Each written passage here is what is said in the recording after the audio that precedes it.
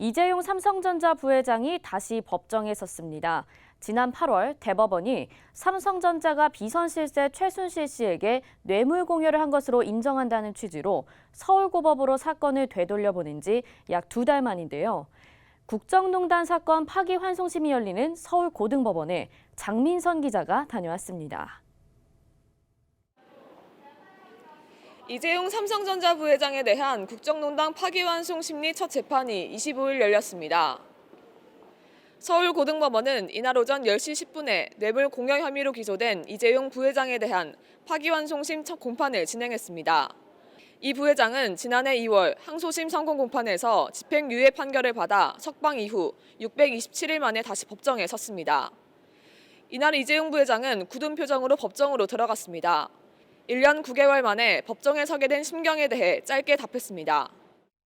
많은 분들께 심려를 끼쳐드려서 대단히 송구스럽게 생각하고 있습니다.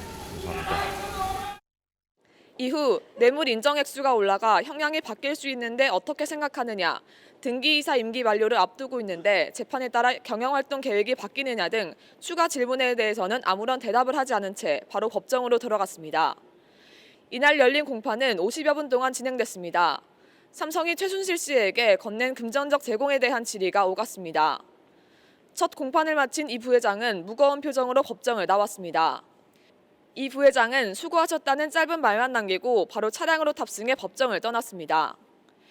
이번 법정 공방 최종 라운드의 핵심 쟁점은 항소심에서 무죄로 판단한 한국동계스포츠영재센터 후원금 16억 원과 마필 구매비 34억 원이 형량 판단 기준에 영향을 주는 뇌물로 받아들일지 여부입니다.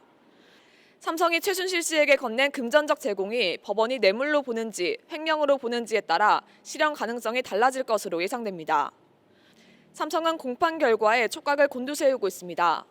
파기환송심이 해당 금액에 대한 법리 해석을 어떻게 내리는지에 따라 이 부회장의 거취가 달라질 수 있기 때문입니다. 이재용 삼성전자 부회장 측은 국정농단 파기환송심에서 대법원이 추가로 인정한 뇌물 혐의에 대해 유무죄를 다투지 않겠다는 입장을 밝혔습니다. 다만 심리 과정에서 부정한 청탁의 대상이 되는 승계 작업을 두고 특검과 이 부회장 측의 공방이 예상됩니다. 현행법상 횡령 액수가 50억 원이 넘으면 무기징역 또는 5년 이상의 징역을 선고받게 돼 있습니다. 법조계에서는 이 부회장의 재수감 가능성이 커졌다는 의견이 제기되는 가운데 앞으로 남은 2번의 공판에서 이 부회장 측은 형량을 줄이는 데 집중할 것으로 예상됩니다. 박스뉴스 장민선입니다.